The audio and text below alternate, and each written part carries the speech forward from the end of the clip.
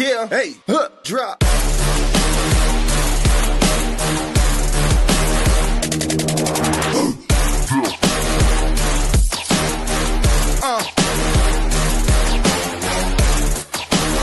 Prime Coverage Sports Network.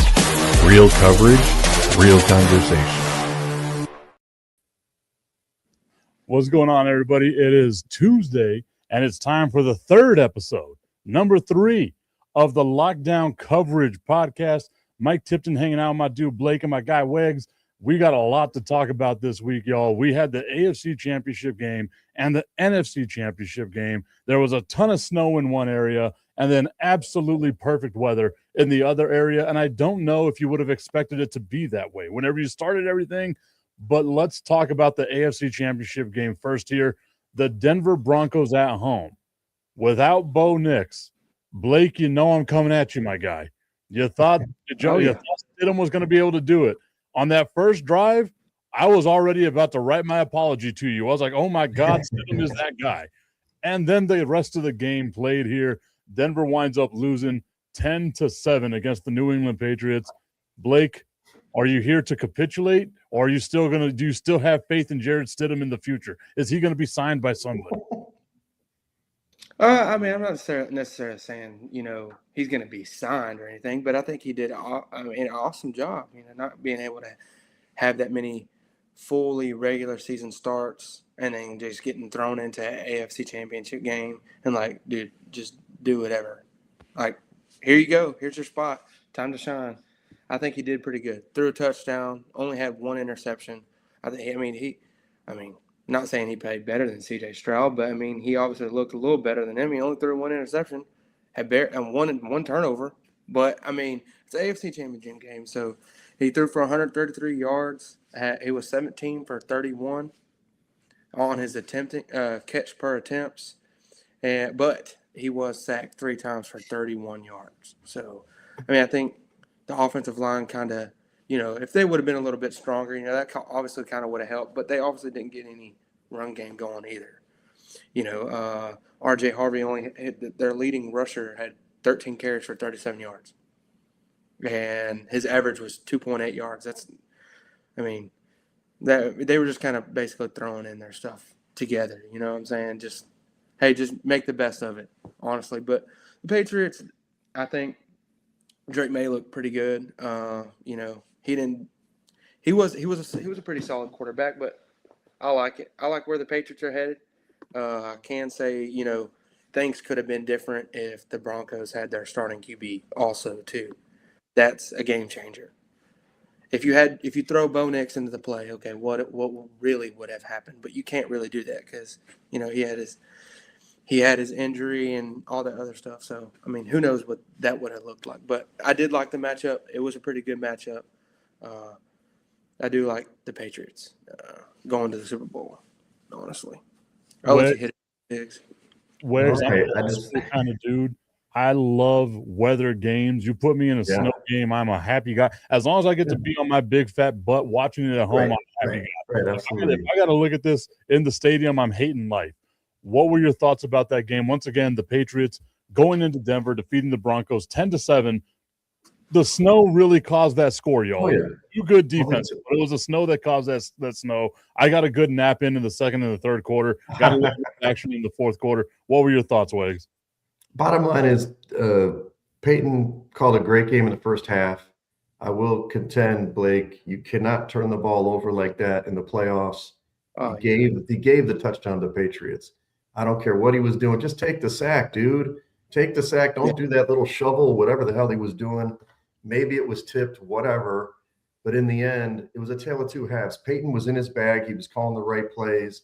I do think he should have kicked a field goal, but that's me. Put points on the board.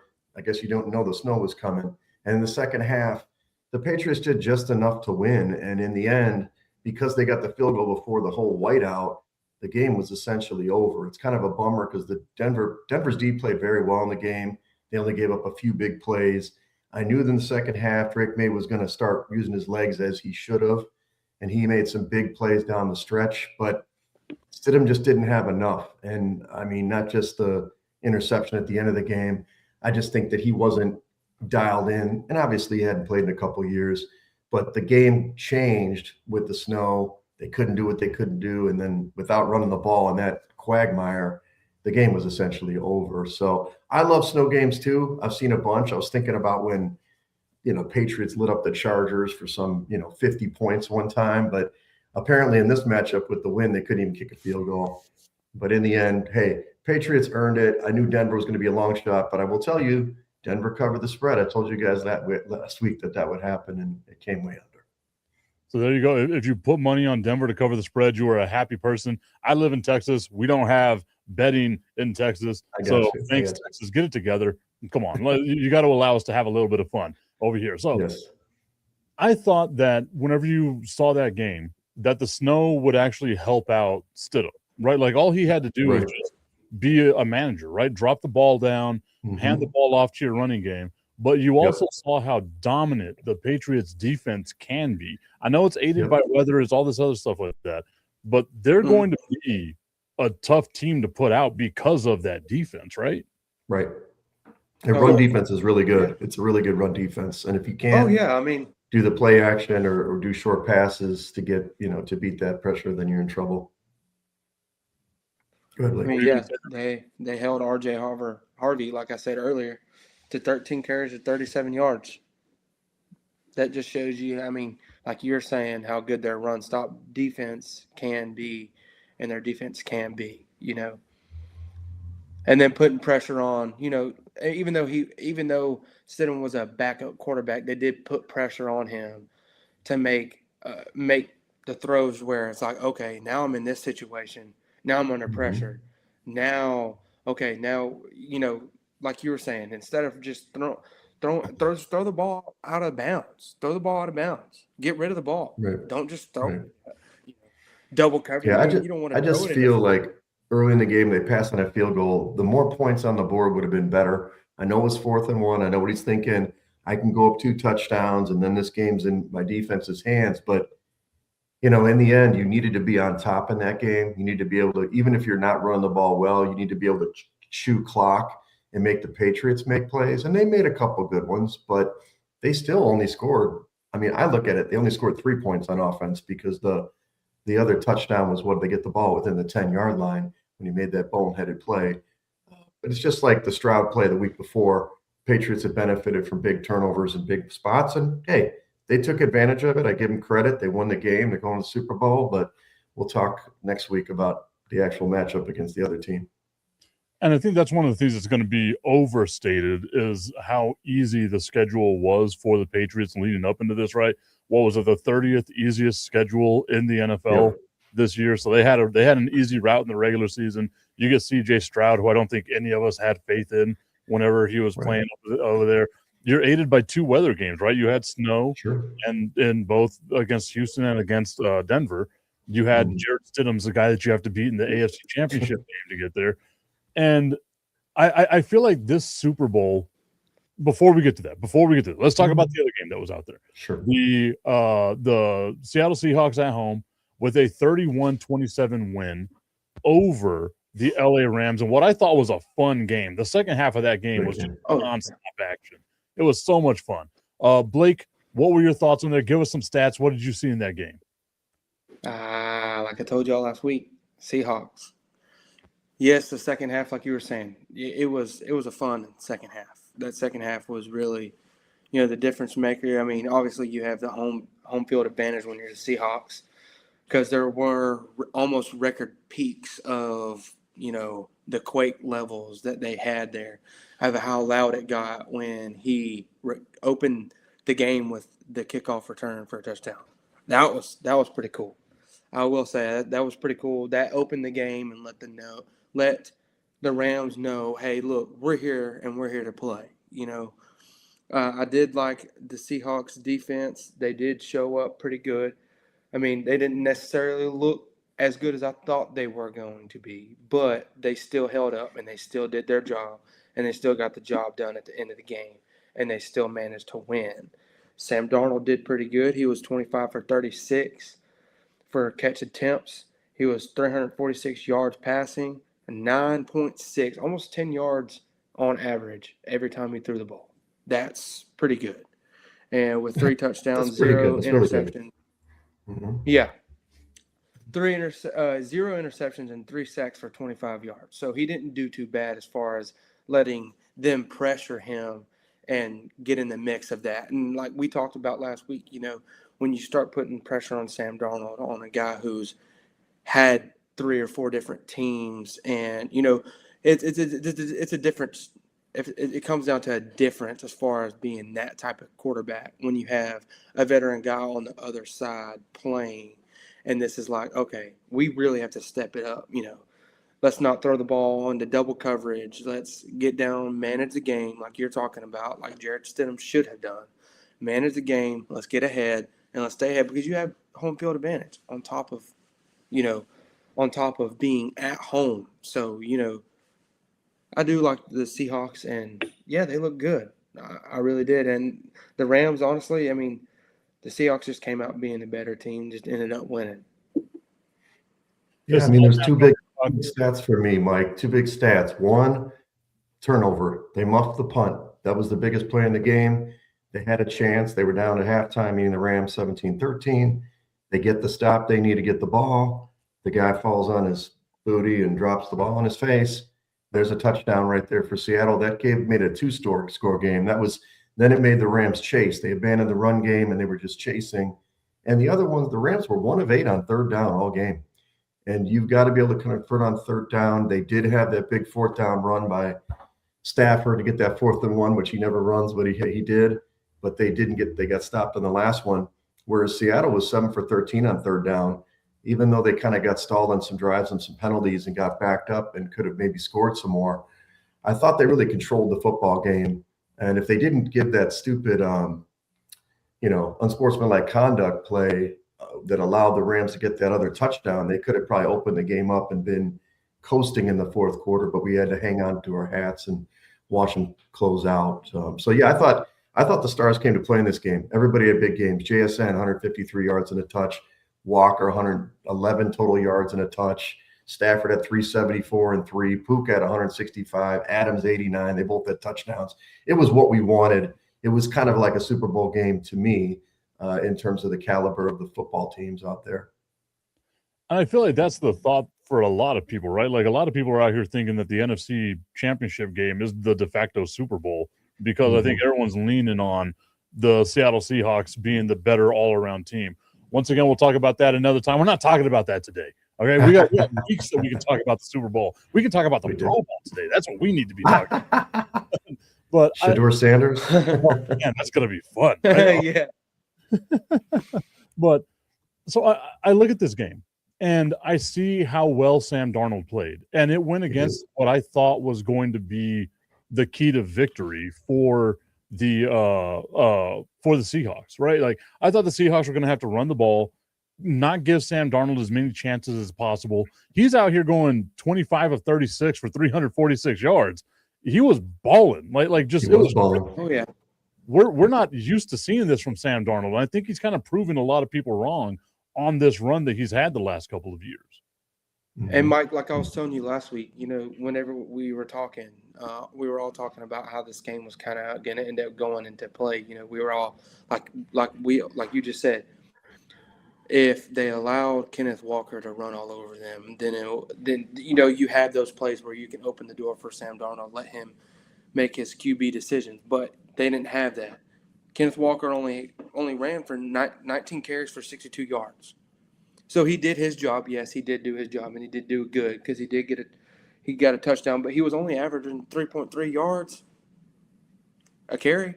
So Sam Darnold kind of led into, okay, is he going to be a game changer or a game manager? And I'm not necessarily saying he's a game changer, but I think he's a little bit of both. I think even if we've seen him a little bit in distress, we've seen him play where he's been as far as under pressure. I mean, obviously they got 3 sacks for 25 yards.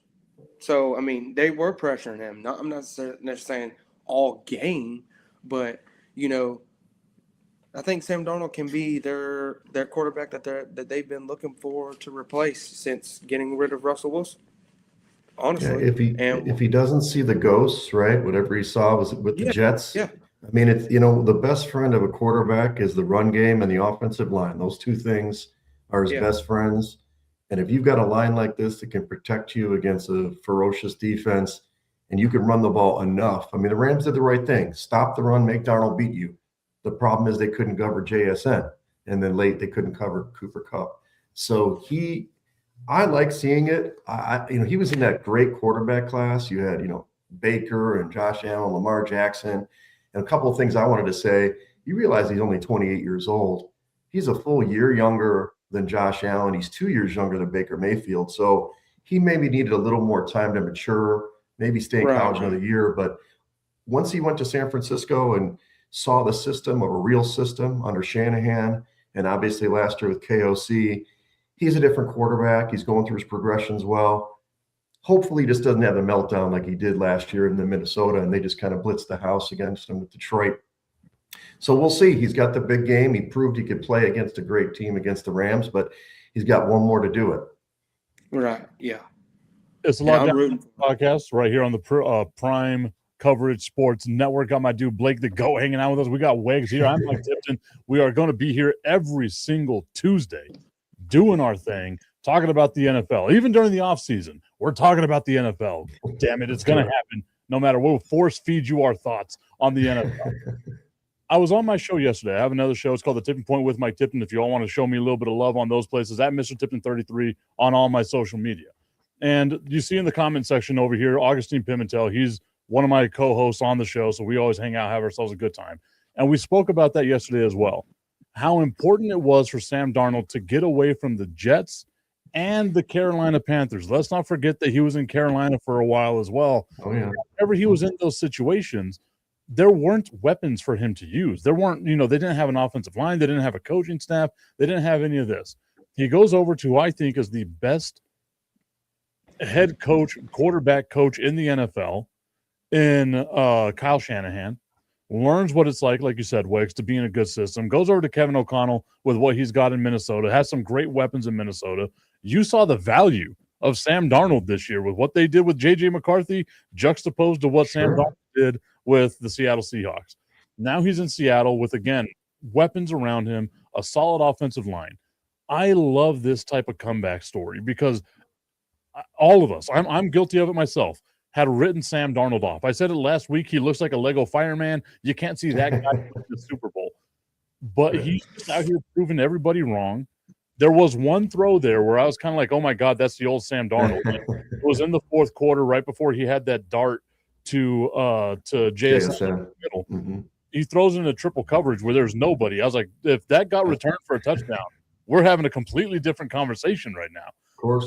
Mm-hmm. But I love this. This to me is what football is about. The comeback story like this. You spoke about it, Wegs. Mm-hmm. This is a guy who was drafted with a lot of question marks around him to the New York Jets, surrounded by all these amazing quarterbacks that were drafted before him and around him. Didn't live up to the expectations. And hell, he's the first one to make a Super Bowl. It is. It's true. Yeah, when we were talking about off air kind of factors in, and the usual formula to win the Super Bowl is to have a guy in his rookie deal, quarterback in his rookie deal, or a Hall of Famer. But you're kind of seeing a resurgence, especially in that era, because Baker obviously is on his fourth or fifth team too, because he was on that Carolina team with Sam Darnold. Yeah. And now he went to Tampa and has gone to the playoffs multiple years. You've got this year, he missed it. But, you've got other guys that have kind of been not retreads, but they've bounced to another team and gotten a new life. And look, I mean, it can happen. It really helps the teams out because they can juice up their defense or pay their offensive line. You've got a guy not on a mega deal like you have with Mahomes or Allen for that matter. So, look, I'm happy for the Seahawks. I'm happy for him. And obviously he's probably going to, I don't know if he's on a 1 year deal. I'm not a contract guru, but maybe he's on a 2 year deal, but he could probably get that torn up and get paid if they win the Super Bowl. So good for him. That will change the roster. So Sam Darnold is on a 4 year, $100 million contract. And even that, when you juxtapose that to the rest of the NFL quarterback contracts out there, $25 million? That's a bargain deal for a quarterback. Half price, yeah. Mm-hmm. And to me, I'm guilty of it. I am contrite in my apology here. I thought that it was a terrible signing by the Seattle Seahawks whenever they got Sam. I thought it was absolutely horrible. I thought it was going to be just we get to laugh at the franchise on the way down, right? He has proven me wrong. He's proven a ton of other people wrong. And it's going to prove that the Seattle Seahawks front office knows what they're doing, has everything laid out the way that they had to have it laid out. Maybe they just got lucky with it, but man, they built themselves a really good team, and this can be a good team for a while. Well, if you have a great defense, I mean, you see it in Houston. If CJ doesn't turn the ball over repeatedly, they could be in the Super Bowl, this year too. Oh yeah, you've got a great defense, good run game, and obviously they made a choice to go off of Metcalf too. I mean, look at that. DK Metcalf was sent to Pittsburgh. They knew what they had in JSN. He steps up. He's led the league in receiving yards. Probably will be Offensive Player of the Year this year. Him and Puka, and look at that. People might have questioned that move too. So they had maybe analytics or working on their whatever way they did to create their team, and I think it's paying off. And to your point, I think they can get back again next year. Obviously, it's a tougher road to repeat, but they've got to win this year and see what they can do next year. I think what they got was what happens in White Man Can't Jump. I don't know if you all seen the original White Man Can't Jump, but the sun shines on a dog's ass every now and then. I think that might be what it is here. Augustine brought up something. He sent me a text earlier today. And he's like, Dak Prescott to the Steelers. I've heard nothing about this. Yeah, me neither. That's a legitimate rumor. I don't know if I should be giving this air. Has anybody heard this? No, I haven't seen anything, dude. Like I was telling you, I've seen a couple of things about the Cowboys. Aaron Whitcotton going to the Titans, being their defensive line coach. I've seen the Cowboys getting some new coaches coming in. I haven't seen any of that at all. I mean, that kind of surprises me with that. You know what I'm saying? I mean, because obviously, Dak did very well in the system with McCarthy, so I can understand it. I don't know. Would you know Dak's contract situation? He's got a year or two left on his deal. He got paid.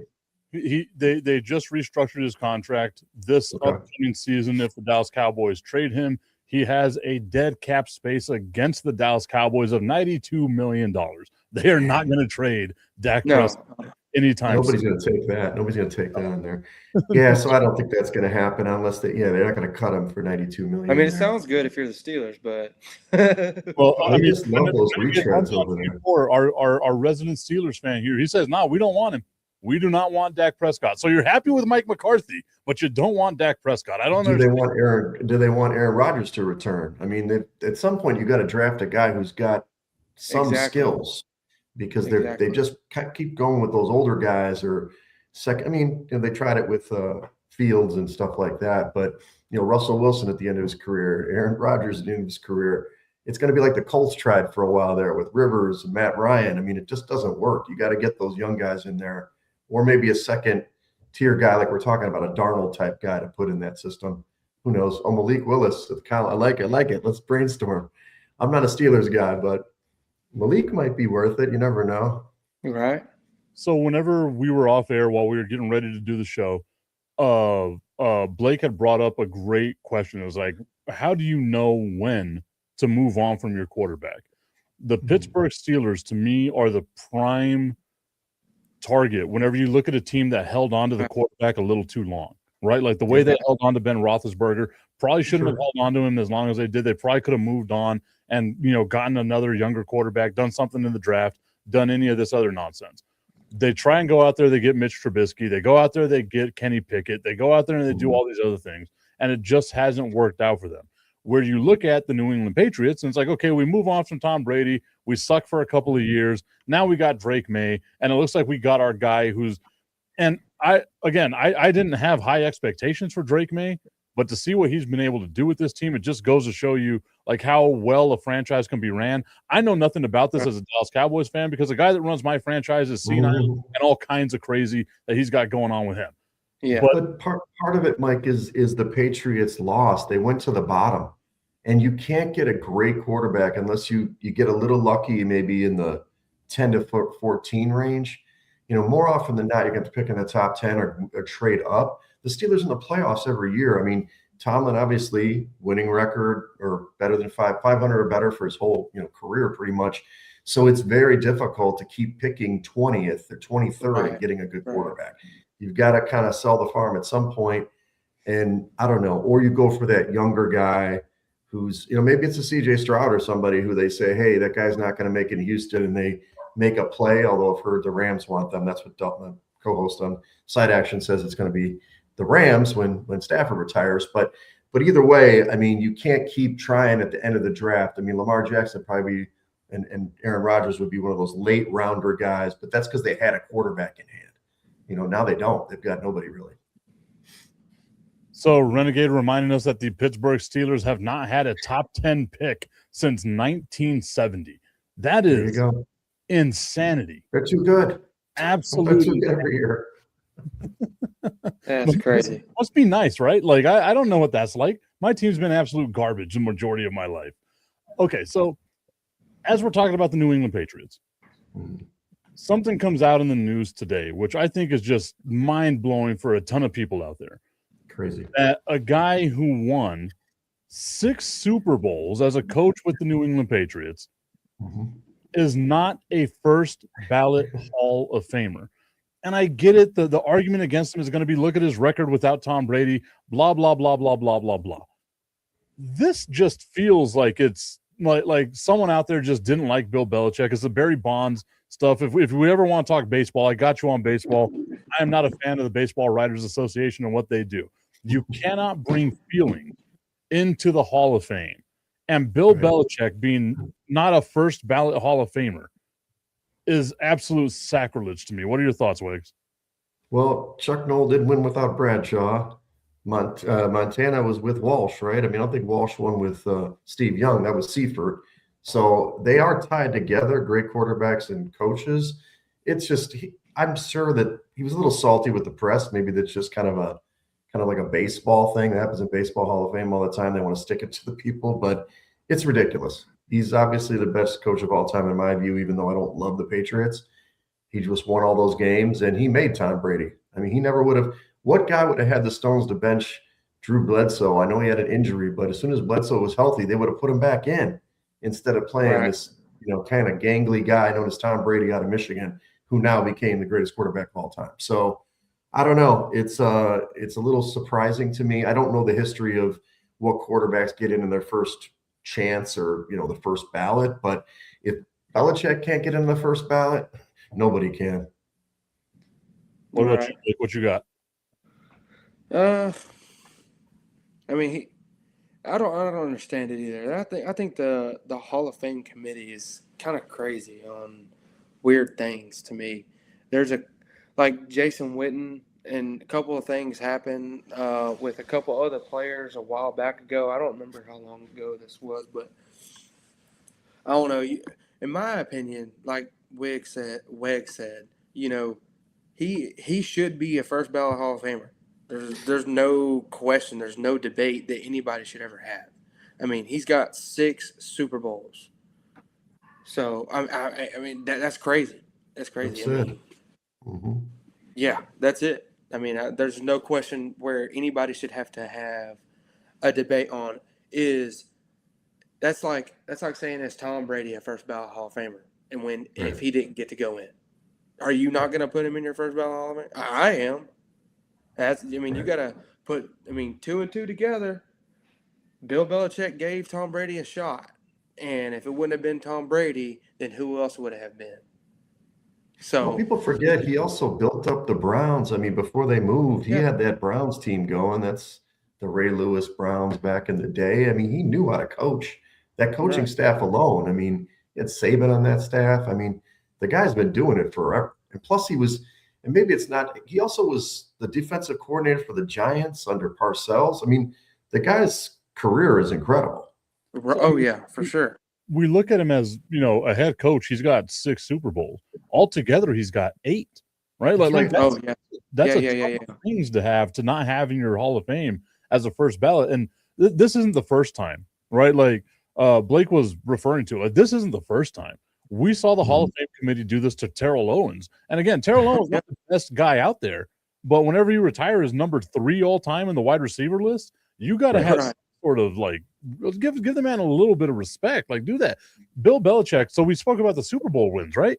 He's also number 2 all time, 14 wins away from the most wins all time.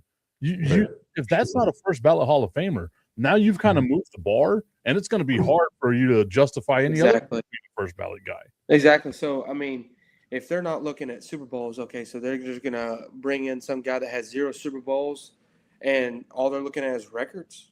I mean, is that what they're doing now? You see what I'm saying? So, like we were just talking about, the dude's got, Mike said it, altogether 8 Super Bowls. If that doesn't put you in the first ballot of Hall of Famers, I don't know what does. Like honestly, and even Bill Belichick was puzzled. He said, I'm reading this from ESPN because I just pulled it up and it just loaded. He said 6 Super Bowls isn't enough in quotation marks. Belichick asked associate, referring to the championship he has won, head coach of the New England Patriots. He won 2 more as a defensive coordinator with the New York Giants. To another, he said, what does a guy have to do to be first ballot Hall of Famer if he doesn't have all those Super Bowls? What does he have to do? I mean, heck, he's coach. He can't go out there and strap up and play. I mean, that's just crazy to me. That's crazy. Yeah. And you can see the reaction online, right? Like you got Patrick Mahomes is like, this is insane. I don't even understand how this is possible. JJ Watt, I can't read this. Like I can't be reading this right. This has to be some knockoff Hall of Fame or something. It can't be the actual NFL Hall of Fame. Like whenever you have this type of reaction from the sports world, these are just the tweets talking about it. Like it's insane that this is what you've done because, again, I'm not a huge fan of Hall of Fame voting to begin with. I think it's super flawed and should speak for themselves. But if you've done this now, you have created a dangerous precedence for any other coach that's out there. You can simply now you cannot have a first ballot Hall of Fame coach. Like you just cannot have it anymore. Yeah, Andy Reid can't make it. He's only won 3 or something. He went to a ton of Super Bowl or won a ton of NFC Championship games before he got to the NFC Championship game a lot more before he went to Kansas City. Hey, what can you do? I mean, I think it's just the writers getting salty, and that's the same thing with everything. It's just, come on, guys, let's get real. With the awards balloting, sometimes it gets a lot of – they won't let a guy win twice. If you recall, Lamar Jackson last year's statistics were actually better than the year before when he won it, but they gave it to Allen. Spread the joy. It's the same kind of concept. They're not really judging based on merits. It's just kind of crazy. And the dude also finished his coaching career with 333 wins and 178 losses. Right. Man, that's wild. That's just another that's another statistic thrown out there. Like, dude, like, are you mentally ill or something wrong with you to not make this dude be first ballot Hall of Famer? It's just like it's going to be one of those questions we look back on in history and we're like, what the hell happened? Like, just get it. And if you saw the Apple series where they came out, well, I think Robert Kraft produced it, and they're like, oh, this is like the Patriot way, and they're like, oh, well, Bill Belichick wasn't that important. If you put that value in what Robert Kraft had to say, you're probably drunker than I am on a Friday night. Like it's just not. It's not something to really put any value into. But alas, like he has next year, Bill Belichick has to be a Hall of Famer, right? Like they can't do this to him. He has to. Yeah.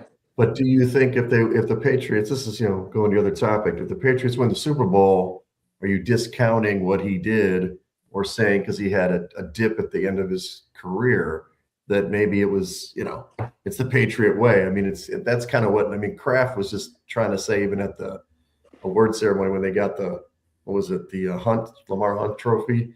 He's like, 2 years after Belichick left or whatever. It's like, okay, slow down. You guys have this weakest strength of schedule in the history of time. So just pump the brakes, big guy. Well, and not just that, you look at who their head coach is right now, and Mike Vrabel was a linebacker for Bill Belichick, who's a great defensive coach. We all can say it. Belichick was a great defensive coach. So, I mean, it's wild. Again, it's wild. But as we're on the topic of head coaches now, let's finally, we've been trying to do this for 2 weeks, guys. Let's finally get on the coaching carousel and see who's been out there, see who some of the new head coaches are new faces in some new places. Let's start off with one that we had already kind of mentioned. We glossed over a little bit. Mike McCarthy. The Pittsburgh Steelers fire Mike Tomlin, who goes 10-7 every year, goes to the first round of the playoffs, and loses. They hire Mike McCarthy, who goes 12-5 and loses in the first round of the playoffs every year. What the hell is going on here with that, Wegs? I'm not a Steelers fan. One of my cousins, a huge Steelers fan, he messaged me about it. I mean, I guess they just want kind of the same steady Eddie status quo because they don't want to rock the boat. I thought for sure, and he's still out there in the market. I still can't believe Flores doesn't have a job. I thought this was a perfect job for Flores to come in and just get that defense hyped up, get a good offensive coordinator and kind of rebuild that steel curtain. I just think that when you look at that family, the Rooney family is a little traditional and conservative. What's surprising about this too is because they've only had 3 coaches in the history of their team. Isn't that right? They've got Tomlin, Cowher, and Knoll. So McCarthy's not young. So this is almost a stopgap type thing. He's not going to coach for another 15 years. He'll give him 5 to 7 at best, and probably more like 2 to 3. So I'm a little shocked by it. I think it's a bit of a mistake. Maybe it's just an effort to try to keep Rodgers in the building, I guess. I don't know. I was a little baffled by it, and he still doesn't have an OC and DC right now. So we'll see what they put together. I really think it's just kind of trying to keep that old core together, which I think they kind of got to strip it down to the studs and start over.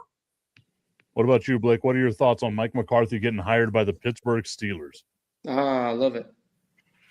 I'm not knocking him. I'm not. There's nothing to knock. I mean, he's got a winning record. I would hire a guy with a winning record too. He's above 500. He's right at 600 for his career. 0.600. He's 185 wins and 123 losses. That's not bad, but it ain't good. I mean, it's mediocre. I mean, you got to look at the other coaches too that are in the NFL too. I like it. There ain't nothing else I can say. He's won a Super Bowl. Aaron Rodgers at his prime, but yes. Well, I mean, that's also the thing, right? So you had mentioned it right now, Wegs. It's like, okay, Aaron Rodgers is in the building. Maybe we keep Aaron Rodgers here. Aaron Rodgers got him fired. He did. Like, let's not forget about that, right? Like, Aaron Rodgers got Mike McCarthy fired because he just wasn't good enough to win a Super Bowl with the Green Bay Packers, right? Which feels more of like an Aaron Rodgers problem than anyone else's problem, but that's another topic for another day. I agree with you. Like, the Pittsburgh Steelers, you talk about this franchise, one of the most storied franchises. I grew up in the 90s. I'm a Cowboys fan. I hate the Pittsburgh Steelers, right? Like, there was such a rivalry. Oh, yeah. I hate them too. But you have to give, like, flowers where they're due, right? You've had 3 coaches since 1969. 3 coaches. That is an amazing amount of stability. Mike McCarthy has had 3 head coaching jobs in the last decade. That's not a guy that I feel like you hold on to and can say, okay, this is a great coaching hire, right? Like, you look at what he did with the Cowboys. Sure, 3 straight seasons of going 12-5. What did you do in those seasons? You lost in the first round of each one of them, right? I get it. He's the head coach. He's not the offensive coordinator. Oh, wait, he was calling plays for the Dallas Cowboys. So he was the offensive coordinator for him. I feel like Mike McCarthy would be a great offensive coordinator. I agree too. Exactly. Or a defensive coordinator, because they did have the 3 seasons he was with the Cowboys, they did have great defenses on top of having him calling plays. So, I mean, I'm not necessarily saying he would be a good fit for a defensive coordinator, but, I mean, it's in the mix. He could either be both. But like you're saying, I don't think it – I mean, I wouldn't have necessarily hired him for a head coaching job right away until the opportunity came. If you're there, you fit in the system, okay, let's put you somewhere as far as, like, offensive coordinator, defensive coordinator, or – something, because I mean, he was a great QB coach. He learned a lot. Dak learned a lot of things from Mike McCarthy. I mean, I'm not saying he's one of the greatest QB coaches, but I mean, he could be definitely be a fit for a QB coach. I mean, heck, like he said, with the Green Bay Packers and then coaching the Cowboys. I mean, yeah, he might not have taken Dak Prescott to the Super Bowl, but I mean, he led Aaron Rodgers to the Super Bowl. They all had winning records. Every team he's been with has winning records. So, I mean, and they've had one of the most top-notch offenses in the league with him coaching. And They do, Blake, but the difference here is that with Green Bay, he came in and he had the keys to a pretty good offense when he started, right? So it wasn't like he was rebuilding it from scratch. Maybe they, at the end of Favre's career, they kind of wallowed just a little bit. And as a Bears fan, I saw many games where the Packers beat the hell out of us. But he gets to the Cowboys, they moved on from Garrett, who was kind of this kind of middling guy. And then he took them to a good level, but he couldn't win the big game. Like, are you trying to win a Super Bowl if you're a Steelers fan? I would think I would be. You're going to be in a conference where you still have Mahomes. You got Burrow in the conference, Allen. Now you got Drake May and the Patriots. You've got problems. You got Lamar Jackson in your division. Don't you want to start either a reset or get to a point where you're dominant again? Because right now they're kind of in the middle. They either got to go up or down. I don't think McCarthy's going to bring them to the Super Bowl. He doesn't have concepts that are going to revolutionize the game. And on the flip side, I just think they're an older team. They got to kind of build from the studs, like strip it down and get some youth. And again, a younger coach who's got a little more fire, even if it's an offensive guy.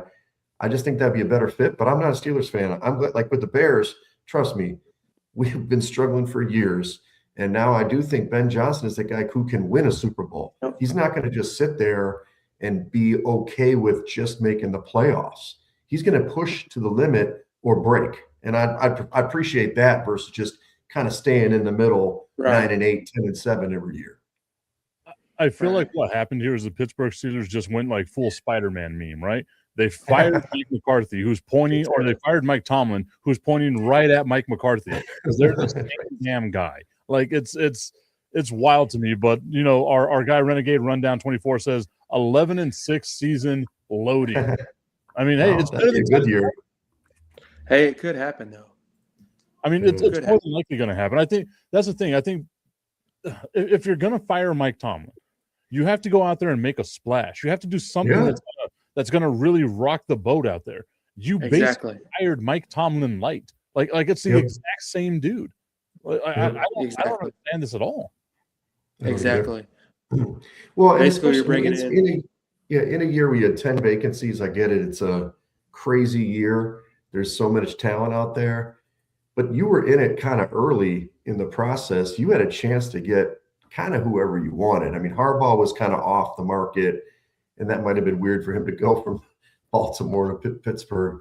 But you had other guys to pick from. If you like Saleh or you like somebody, you could have made a sweetheart deal. But hey, they like McCarthy. He wowed them in the interview process, One-time Sports Talk saying you need to at least upgrade. Doesn't need to be a splash, so to speak, but at least some sort of an upgrade. And Wegs, you mentioned it. I just looked it up right now. The Pittsburgh Steelers were the oldest team in the NFL this year. They are. The oldest team in the NFL this year.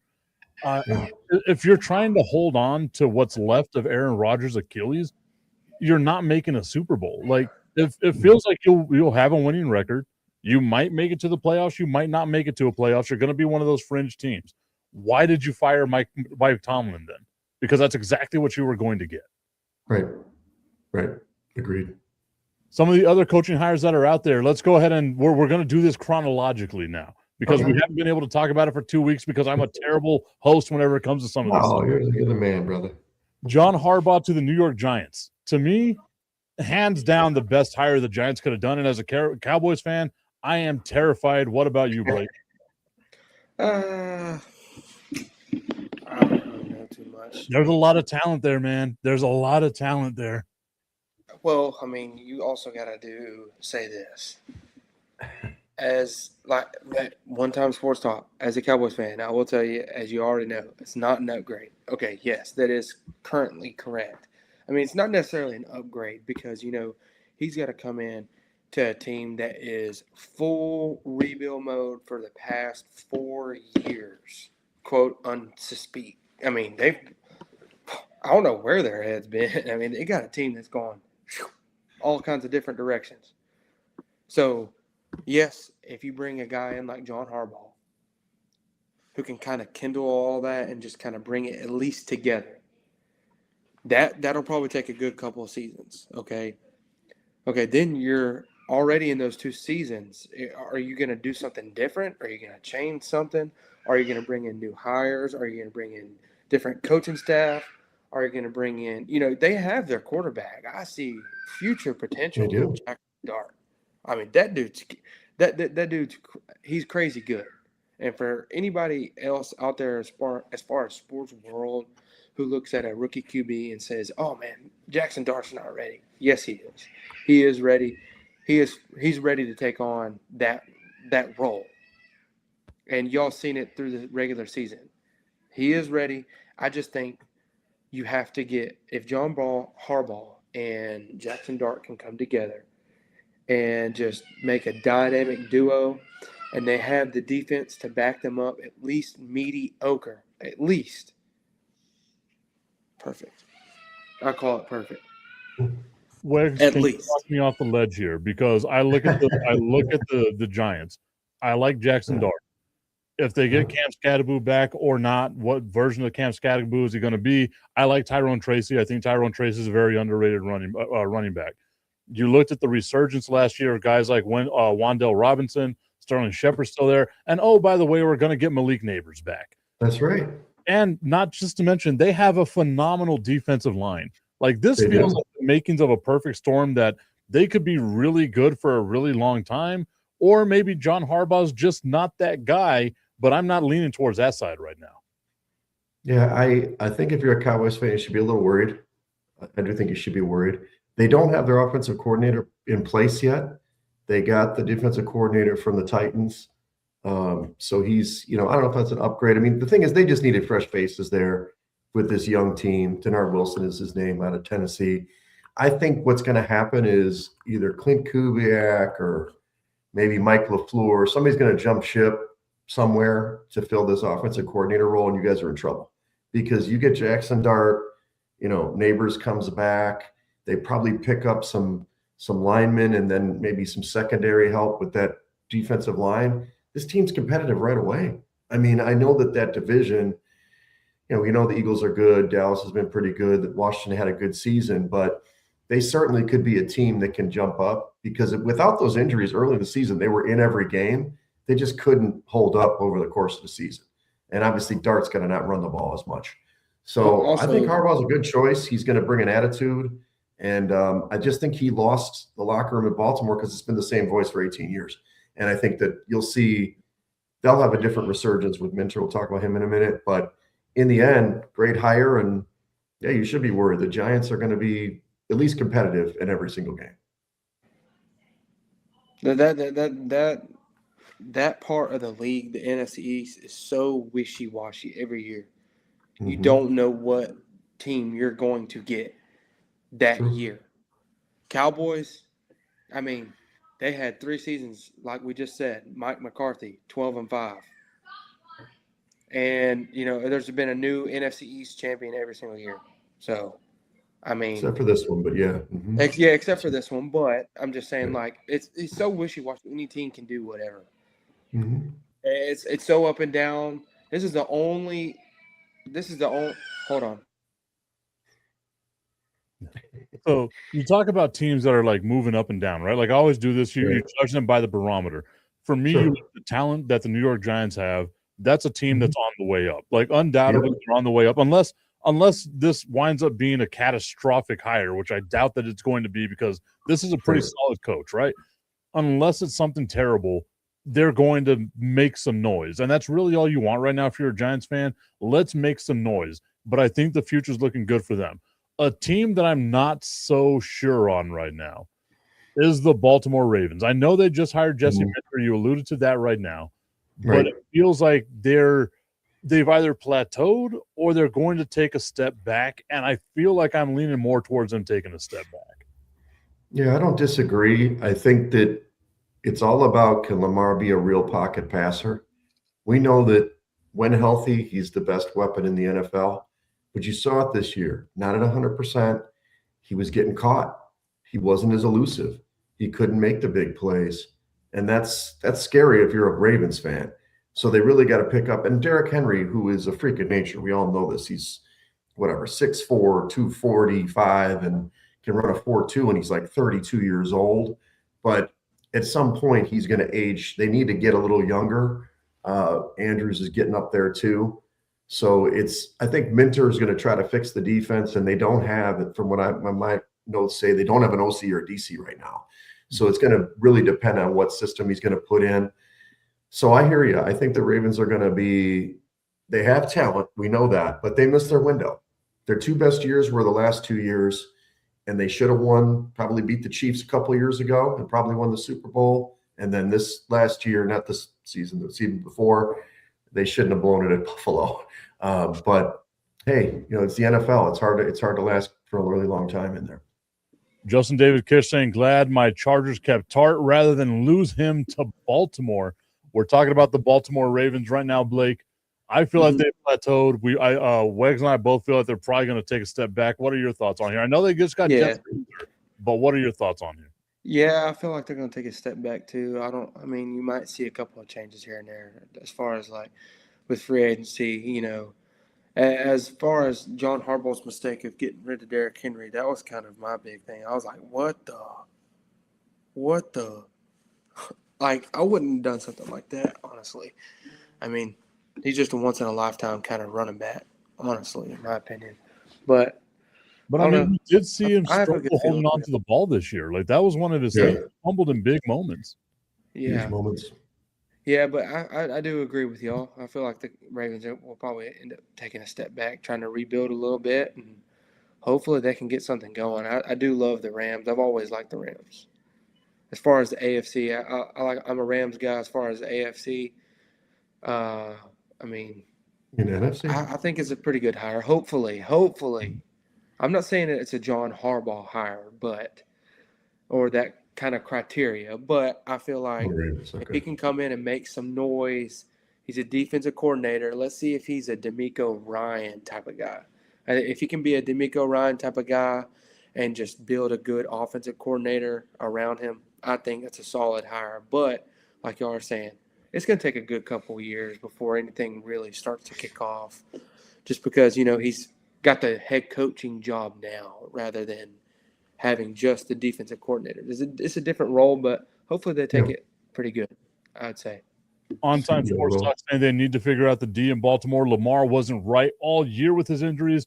And as far as Derrick Henry goes, Father Time is knocking on that door. Not Tom Brady. I can guarantee you that. What we saw with Tom Brady is an anomaly. Will never happen again in our lifetimes. Derrick Henry, age is going to eventually catch up to him. Justin going on and saying the Ravens wide receiver room, I didn't see a lot of confidence in Zay Flowers. Regressed, and Bateman is okay-ish, and Hopkins is just there. Hopkins was like just a warm body. That's all he was. He's like 34 or 35 now, isn't he? He's old, right? I mean, he's got to be at least 217. He's older than this country right now. One of the hires that I thought was interesting. I don't know how I feel about this. I like the talent that's in Atlanta. I still like Kirk Cousins. I think Kirk Cousins is a more than capable quarterback, but I also like Michael Penix. I'm a lefty. I always roll with the lefty quarterback, even though Tua is trying to make me hate left-handed quarterbacks. But you look at the Browns firing Kevin Stefanski, who was a two-time coach of the year, who coached Shedeur Sanders to be a Pro Bowl quarterback. Kevin Stefanski now with the Atlanta Falcons. How are we feeling about this one, Wiggs? Dude, he's got Bijan Robinson. He's the ultimate weapon. And this guy was not underutilized. He had some games that were big. You're going to have a Bijan-centered offense. You've got, all of a sudden, at the end of the year, you've got Kyle Pitts catching the ball. Where was this guy his whole career? And obviously you got Drake London. So you have the makings of a very good offense. I think Stefanski escaped Cleveland. They did him a favor. Thank God he's out of Cleveland. I mean, that is just it's a terrible organization. Nobody wants to interview for that job. Everybody's pulling their names out if you're checking things out. So Stefanski could be that guy on his second team that has a breath of fresh air. I think he's hired this. He keeps Ulbrich, who was the defensive coordinator, who really got that defense playing much better than they did in years past. And he brings Tommy Reese with him as the OC. So, look, if he can make Joe Flacco look great at the end of his career, Shedeur Sanders produce in his, washout rookie year, He's going to get it done. I think they're going to be one of the best offenses in the NFL next year. Pro Bowl rookie year is what you meant for Shedeur Sanders. That Pro Bowl that's right. year, Sorry, I misspoke. Touchdowns, 10 interceptions, 1,400 yards. Pro Bowl rookie year. What are your thoughts on the hire of Kevin Stefanski to the Atlanta Falcons there, Blake? I like it. I'm going. I seen Justin Kish's little thing. I like it too. That's what's one of those Baltimore hires too. Yeah, I feel like if they can just group their guys right, sort their offensive coordinator right, sort their defensive coordinator right, get the right guys in that can manage the QBs, manage the defense, manage the offense. You get the right guys in there. I mean, the sky's the limit with any team in the NFL. Any team in the NFL can have any potential. There's potential out there. You just got to find it. Not the Jets. Okay. I think we can unequivocally say not the Jets. Well, okay. The Jets and Browns, at least not right now. We don't know. As far as, the Jets just don't make no moves. They don't make any moves when it's time. Nobody wants to interview for the Jets coordinator positions. It's terrible. It's kind of sad. And they have both offensive, defensive coordinators available. Nobody wants to interview for them. Whoa. On-time Sports Talk saying the Pro Bowl is an absolute joke. Now I give no credit to making the Pro Bowl for years now. No credit. It's flag football. It's flag football now, isn't it? Dude, that is freaking terrible. Dude, I grew up watching Ray Lewis knocking people's heads off in the Pro Bowl. Sean Taylor with that hit on Brian Moorman. Oh my God. Was the Pro Bowl. I'm just saying. It went from that to, excuse my language, but chicken shit football. Like, what is this? Like, you're paying these guys millions of dollars, and you got guys now that decline from the Pro Bowl if they go to the Super Bowl. Perfect, in my opinion. You can easily get hurt. I love that. Well, but for the other guys coming in, they have nothing going on. I mean, at least throw some pads on them. At least hit a little bit. Throw in another QB. If you get hit too much, just throw in another QB. You can get 4 on your roster. 4 or 5. They used to be in Hawaii. They used to get a trip to Hawaii. Now it's, where do they play at? Florida somewhere? I didn't even know where they play. Right? Yeah. I think one year they did it in Vegas. I would have been down for that. Go to Hawaii or Vegas, one of those two places. But I guess Vegas doesn't have the same appeal that it used to because now you got the Raiders there. So I guess right. But I just want to play devil's advocate here, right? I'm not saying I believe this, but I'm just going to play devil's advocate here. Mm-hmm. If you're an owner of an NFL team and you have $50 million in a quarterback, and that quarterback gets hurt in the Pro Bowl, you are raising all kinds of hell. I don't care who you are. You are not happy with it. And then if you are that quarterback that's making $50 million a year and you get hurt in that game, you're raising all kinds of hell too. Like, it's just, for me, I don't like all-star games to begin with. I love the NBA all-star weekend, not the game itself. My birthday, February 17th, normally lands around all-star time, so that's my only gift I ask for. The kids leave me alone. Let me watch the dunk contest, even though I hate the dunk contest. Yeah. But any all-star game to me now, I think we can just give them the honors of being an all-star. We don't need to see them on the field. Yeah, baseball's not a bad all-star game. I like that one, besides Homer Derby too. But I don't know. It's tough. The Pro Bowl is just unwatchable. I don't mind seeing those competitions that they do, the quarterback competitions and whatever. But, yeah, it's flag football now. It's no fun. That's for sure. On Time Sports saying, how many injuries can you remember happening in the Pro Bowl? I can't think of one. I agree with you on that. But what I'm going to say is, where there's football, there's the possibility of an injury. We all know that. So that's what it is right there. All right, Blake, we got less than a minute right now. What were your final thoughts? I know I'm throwing this on you right now. Final thoughts we can go into next week. As far as like what we want to talk about, or just like how the week's ending, like what do you like? How the week's ending? What'd you see this week? I don't know, man. I like the two hires. Definitely that the Atlanta Falcons and the Ravens got. Like I told y'all earlier, if they can just kindle the right group, make it the right decision, making the right decisions based on gameplay, not like the players that they have. Because any player can step up any moment, make good decisions and good, as far as being out there in the field.